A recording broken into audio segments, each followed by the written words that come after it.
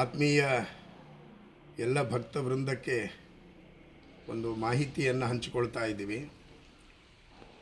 ಯಾವುದೇ ದೇವಸ್ಥಾನದ ಒಂದು ರಥಬೀದಿ ಅಂತ ಹೇಳಿದ್ರೆ ಅದರದ್ದೇ ಆದಂತಹ ಒಂದು ಪಾವಿತ್ರ್ಯತೆ ಇರ್ತದೆ, ಅದರದ್ದೇ ಆದಂತಹ ಒಂದು ನಿಯಮ ಇರ್ತದೆ. ದೇವಸ್ಥಾನಕ್ಕೆ ಬರುವ ಎಲ್ಲ ಭಕ್ತರು ಕೂಡ ಆ ರಥಬೀದಿಯನ್ನು ಒಂದು ಶ್ರದ್ಧೆಯ ತಾಣವನ್ನಾಗಿ ತುಂಬ ಗೌರವಿಸ್ತಾರೆ. ಕಾರಣ ಪ್ರತಿನಿತ್ಯದಲ್ಲಿ ಅದೇ ಮಾರ್ಗದಲ್ಲಿ ಉತ್ಸವ ನಡೀತದೆ, ಸಾಧಕರು ಹೋಗ್ತಾರೆ, ಪೀಠಾಧಿಪತಿಗಳು ಹೋಗ್ತಾರೆ. ಅನೇಕ ಹಿನ್ನೆಲೆಯಲ್ಲಿ ಅದು ಪವಿತ್ರವಾದ ಭೂಪ್ರದೇಶ.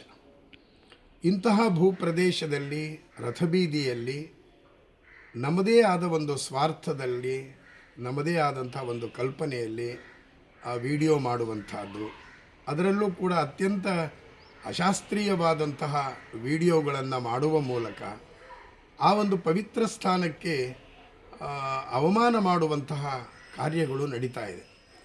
ಇದನ್ನು ಬಹಳ ಉಗ್ರವಾಗಿ ತಡಿಬೇಕಾಗಿದೆ, ಪ್ರತಿಭಟಿಸಬೇಕಾಗಿದೆ. ಯಾಕೆ ಅಂತ ಹೇಳಿದ್ರೆ, ಒಂದು ಕಡೆಯಲ್ಲಿ ಧಾರ್ಮಿಕ ಪ್ರಜ್ಞೆ ಜಾಗೃತವಾಗ್ತಾ ಇದೆ, ಇನ್ನೊಂದು ಕಡೆಯಲ್ಲಿ ಅಧಾರ್ಮಿಕರ ಅಟ್ಟಹಾಸವು ಬೆಳೀತಾ ಇದೆ. ಉಡುಪಿಯ ಕೃಷ್ಣ ಮಠದ ರಥಬೀದಿಯಲ್ಲಿ ಪ್ರತಿನಿತ್ಯ ಅಷ್ಟಮಠದ ಯತಿಗಳು ಸಂಚಾರ ಮಾಡ್ತಾರೆ, ಕೃಷ್ಣನ ಉತ್ಸವ ನಡೀತದೆ, ಭಜನೆ ನಡೀತದೆ. ಈ ಎಲ್ಲ ಹಿನ್ನೆಲೆಯ ಪವಿತ್ರವಾದಂತಹ ಉಡುಪಿಯ ರಥಬೀದಿಯಲ್ಲಿ ಇತ್ತೀಚೆಗೆ ಕೆಲವು ಅವರ ಯಾವ ಹಿನ್ನೆಲೆಯಲ್ಲಿ ಗೊತ್ತಾಗಲ್ಲ, ಬೆಳಿಗ್ಗೆಯಿಂದಲೇ ತಮ್ಮ ವೈಯಕ್ತಿಕವಾದಂತಹ ಒಂದು ಪ್ರೀತಿಯ ಸಲ್ಲಾಪದ ವಿಡಿಯೋಗಳನ್ನು ಮಾಡುವ ಅತ್ಯಂತ ನೀಚವಾದ ಕೃತ್ಯಗಳಿಗೆ ಅವರೆಲ್ಲ ಅಲ್ಲಿ ಇಳಿದಿದ್ದಾರೆ.